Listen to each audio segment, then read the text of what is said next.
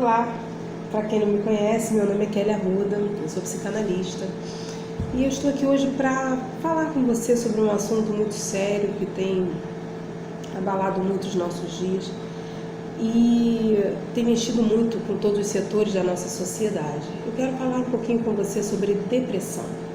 Você sabe o que é depressão? Você já passou pela depressão? Você conhece alguém que esteja no período de depressão? Muitas pessoas confundem tristeza com depressão, muitas pessoas confundem uma série de doenças com depressão. Muitas pessoas usam depressão como se fosse um jargão. Ah, estou deprimida, ah, não estou bem, ah, sai dessa depressão. Às vezes as pessoas usam o termo dessa forma. Mas, a grosso modo falando, eu não quero usar nenhum termo técnico aqui, para ser uma coisa bem simples de a gente compreender, mas depressão, eu sempre digo que é um afundamento em si mesmo. Não é um aprofundamento em si mesmo, é um afundamento em si mesmo.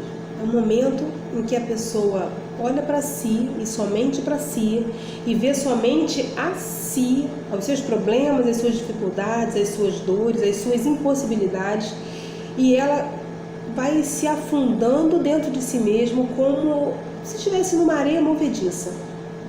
A pessoa se puxa para dentro de si, ela se internaliza, ela se interioriza e ela vai ficando cada vez mais isolada e solitária dentro desse mundo tão cruel e desse mundo tão difícil que é a depressão.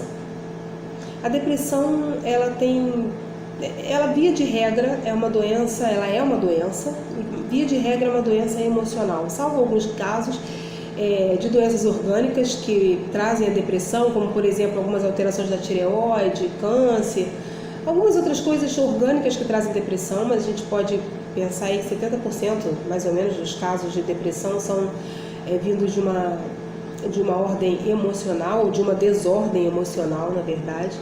E sabe uma coisa interessante?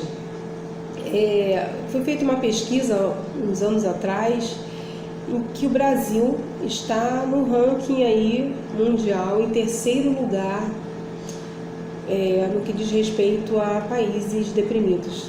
O Brasil está em terceiro lugar como país com mais pessoas em depressão.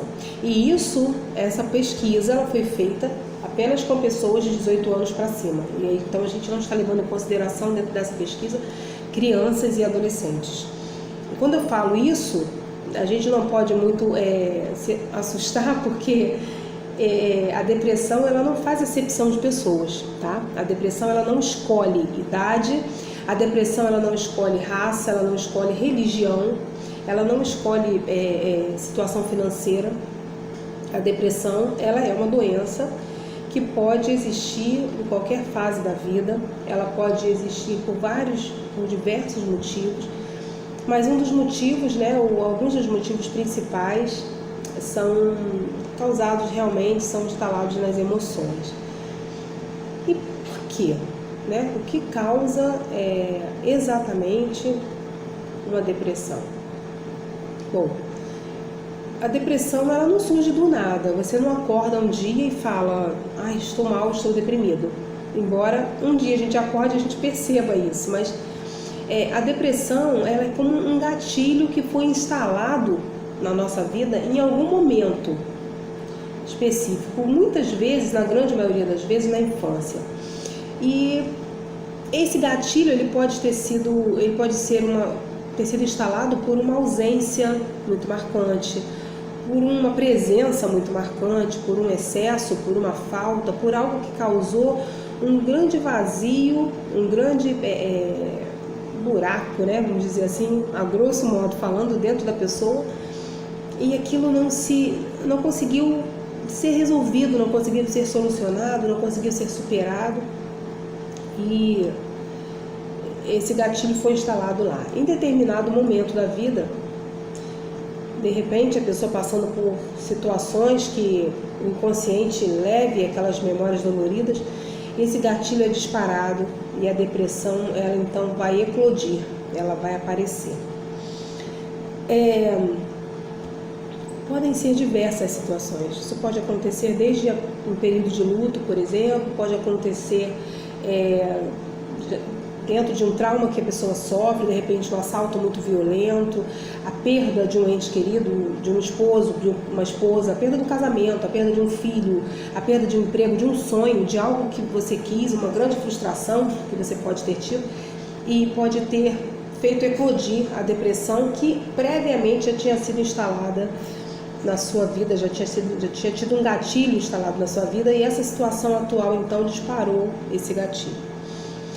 Por que eu resolvi falar sobre isso? A gente tem vivido dias em que o suicídio tem sido muito presente nas nossas vidas, principalmente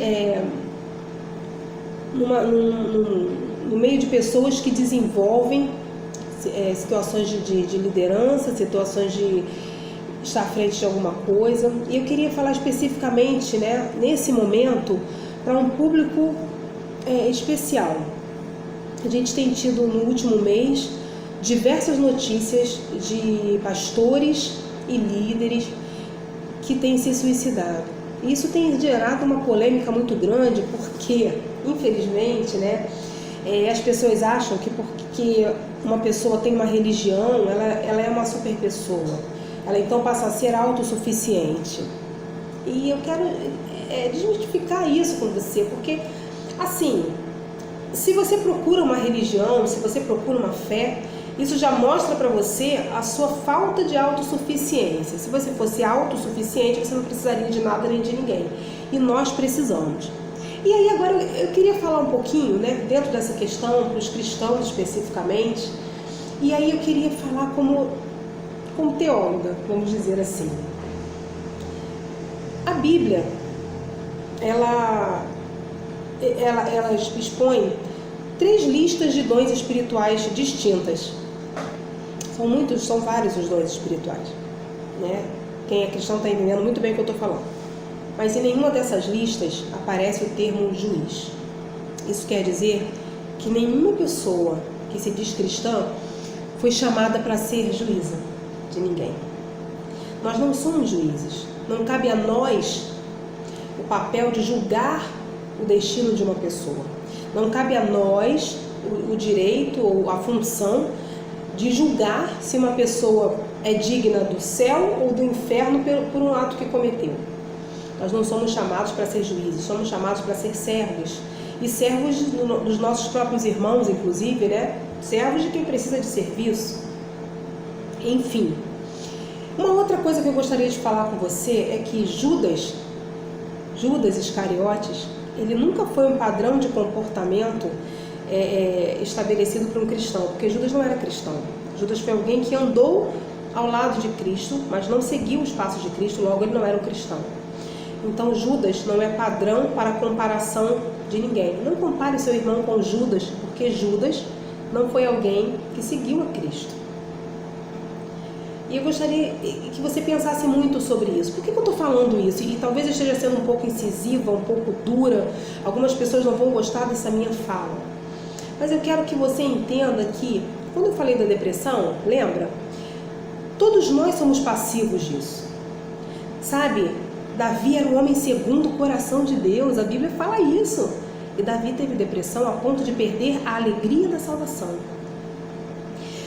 Se Davi, que era um homem segundo o coração de Deus, teve depressão, imagina eu e você, que a gente não viveu tanta coisa quanto Davi viveu, junto com Deus. Imagina eu, estou muito longe de ser segundo o coração de Deus, se eu não vou ser passiva de ter depressão. Jonas, Elias, grandes homens de Deus, grandes profetas, depois de grandes batalhas, eles se deprimiram.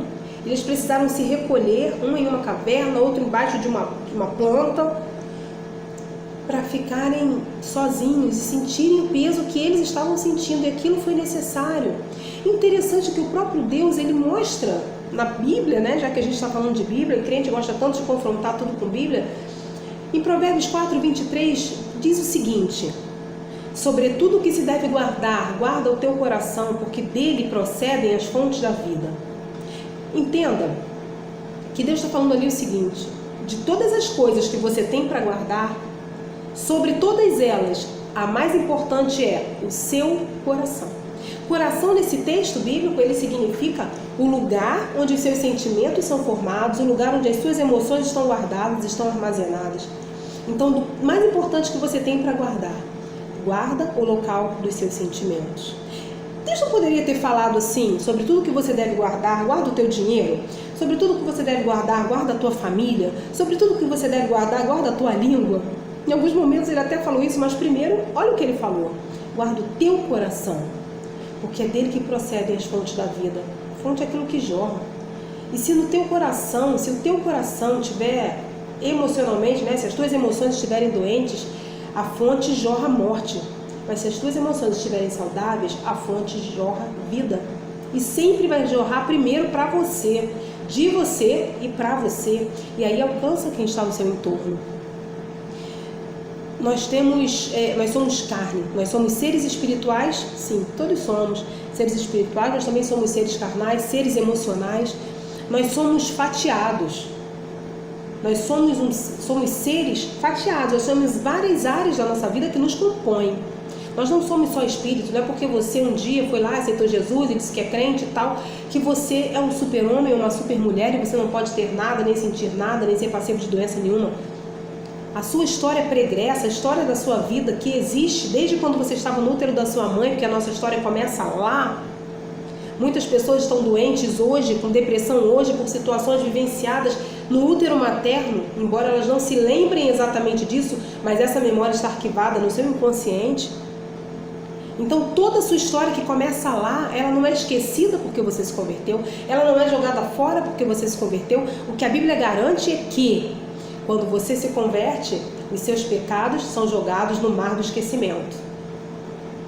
Mas a sua história fez você, a sua história é a sua história. E se isso não fosse verdade, Provérbios também não diria que um coração amargurado seca até os ossos. Ou seja, um coração amargurado, um coração dolorido, um coração cheio de feridas, ele é capaz de levar à morte, porque ossos secos são ossos de pessoas mortas, né? São esqueletos, sem carne, sem pele, sem vida.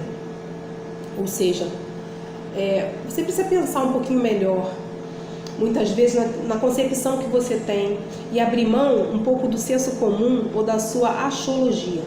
Deus não se baseia em axiologia. Deus sabe o que faz e para quem faz. E não importa se o cara se suicidou ou não.